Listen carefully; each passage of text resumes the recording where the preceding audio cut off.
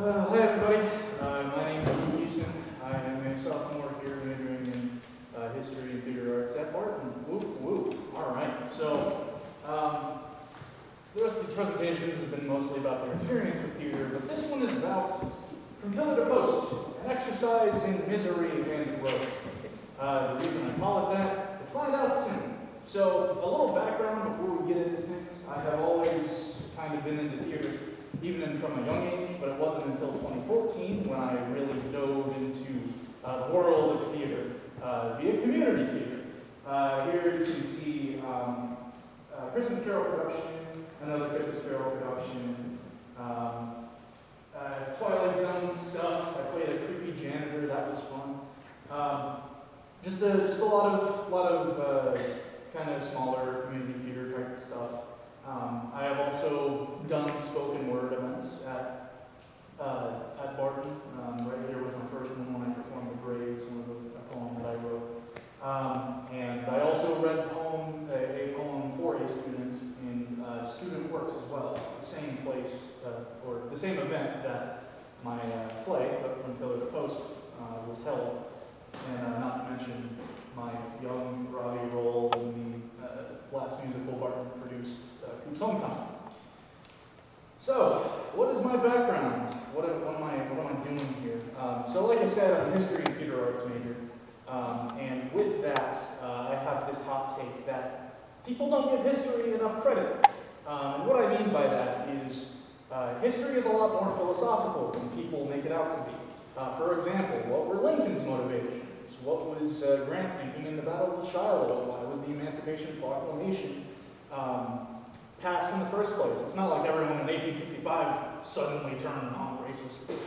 And these are the types of questions that people ask in when they're analyzing film and TV and theater. What does the gold watch represent in Pulp Fiction? What is the significance of color in Star Wars? What does Sweeney Todd's blades represent?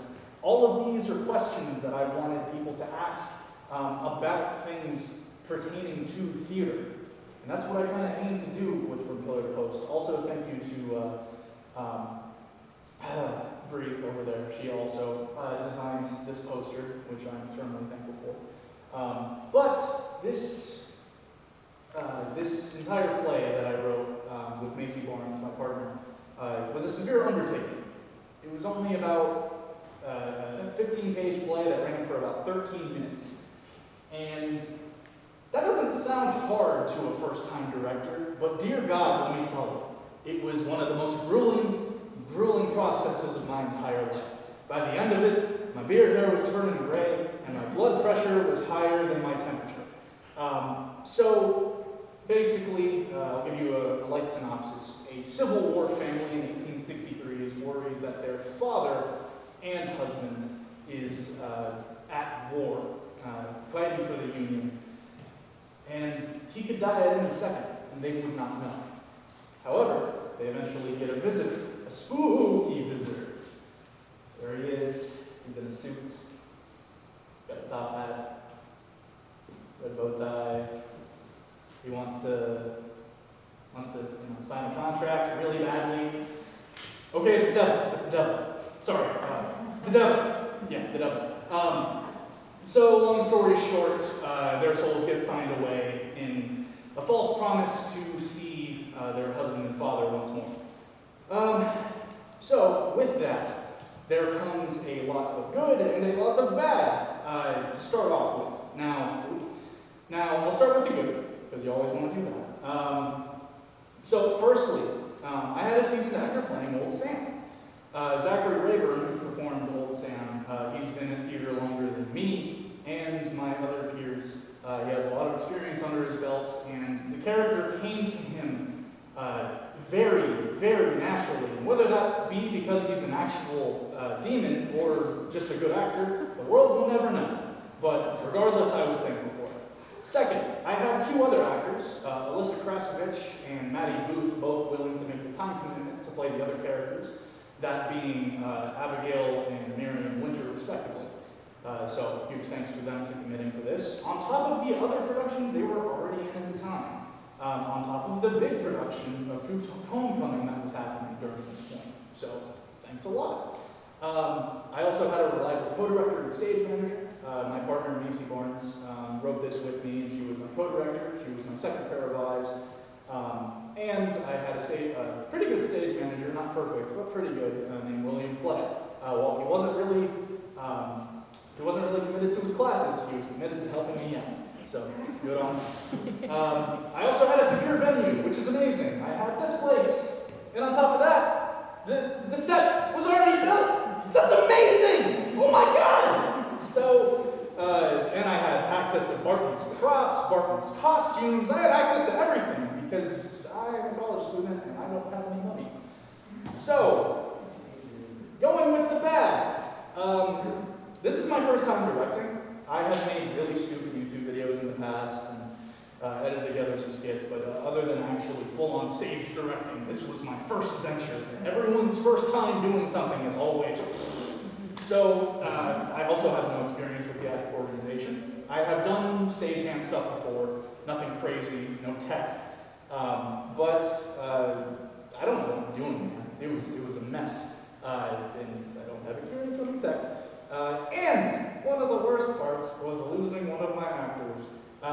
Maddie already touched on this, but about 2 weeks before we were actually scheduled to perform, she got COVID traced and had to be sent home. Lucky for me, my co-director, Macy Barnes, was willing to take the role of Mary and bring life to it, to a role which would otherwise not exist because I didn't have an actor for it. And on top of this, I have 7 classes this semester, and I have a musical I'm in, and a whole heck of a lot of other stuff going on in my life. So this really piled on to things. But that's okay. Because all of these challenges that I've had, I managed to overcome them. How? Sleepless nights, Monster Energy drinks, and a lot of crying. So the costumes first. Let's talk about costumes. I am terrible at dressing myself. I mean, what is this? I got like Keds on I got from Target 20 minutes ago. That's not a joke. So costumes, while I couldn't design them myself, and Dorothy Austin Harrell, who designed costumes for all of the Barton productions, she was kind of unavailable. She gave me tips and pointers, but in terms of actually designing them and trying to get some, that was all on me. Luckily for me, I didn't actually have to do any designing because all of the parameters that I tried to get the costumes within, they were already made. We found dresses and outfits for all 3 characters relatively easy, thank God. Or thank the devil. Props, same kind of thing. I don't have any money to go out and do props, do you? You know how much a hatchet costs? It's like $30. Who's paying $30 for a tiny hatchet? That's stupid. But props, there's a prop loft up there, man. It's got military bags, old telephones, a random bin labeled Rocky Horror that doesn't have any Rocky Horror stuff in it. Like, it's got everything, man. It's crazy. And then set design. Well, the set itself was already made. Michael Dorman, our amazing technical director here at Barton, he made the set. It was up to me to decide what the set had on it. Now, luckily for me, Coop's Homecoming takes place in a house. My play also takes place in a house. So it was just a matter of trying to make it Civil War 1863. What is going in an 1863 poor person house? So it took a lot of time to find the right props and to put them where they need to be, but eventually we did it. Lighting. Still don't know how lights work, but that's okay because there's only about 1 light cue in this entire thing. It's a very simple play. So that's good. The only thing at the end, there's a huge monologue that the devil gives after souls are signed away, and the whole thing turns red. Luckily for me, all I had to say was, hey, can you make the set red? And they were like, why, yes, we can make the set red, and then they did. So, there we go. Blocking is something that I did not perceive kind of being this whole thing. Something I never would have thought of is the placement of people on stage.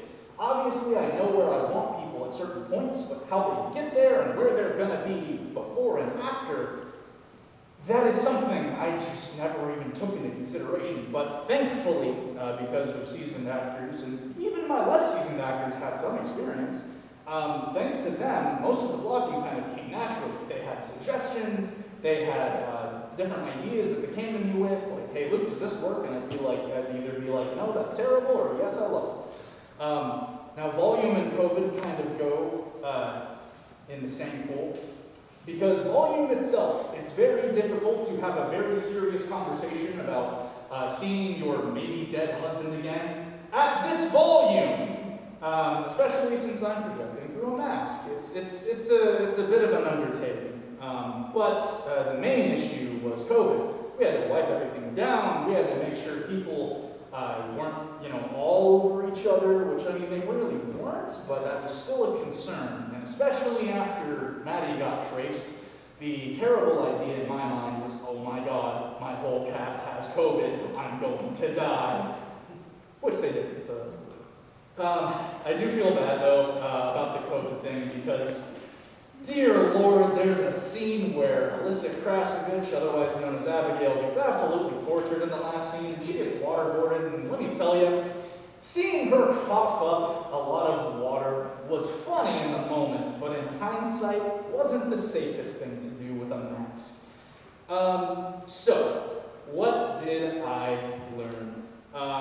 The importance of journaling is one thing, not just because you want to get your frustrations out, as I had many, specifically on the day of Maddie Booth, I'm calling you out, Maddie Booth not coming to rehearsal and not calling me or texting me. That kind of taught me that everything happens for a reason. I was severely pissed off in the moment, and even in my journal for that day, the first line is, okay, not gonna lie, kind of lost my shit tonight, which I did. So everything happens for a reason. Journaling is super important, and this was worth it, man. It was very fun to do, no matter how many challenges came my way. I was able to overtake them with the help of my cast and my sheer willpower, which I don't know how I have any of that anymore. And especially the newfound experience was just amazing. So, going forward, I want to flesh this play out. I want to turn it into an hour-long thing, and eventually a 2-hour-long thing, a full 2-act play. But just going on in general, I want to write more. I have another play that I'm writing up right now. It's a 30-minute play as opposed to a 15-minute one. And I got helpful analysis and critique from a playwright that I know named Marilyn Anselmi. You might know her from, she has something coming up called Donor, and it's a bunch of numbers. But she's had stuff in Raleigh and all over North Carolina. She's fairly well known in the theater scene.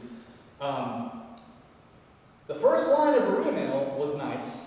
Okay, I've read your script. It's certainly not boring, and both are very important elements. And that is about the only time during that email I didn't cry. So, hey, I got a lot of helpful critique, and critique isn't supposed to make you feel good. So what is next for me? Well, firstly, there's the donor thing. But what is next for Luke Eason? Okay, ignore that. Hold on. Wait. Okay. I will be back with something bigger, better, and hopefully something as important and amazing as what I got to share with this lovely, lovely cast. So, thank you for everyone for coming to these presentations and vocal juries, and thank my cast, thank you guys, for sure, even you, Maddie, for being there and working through me. Thank you.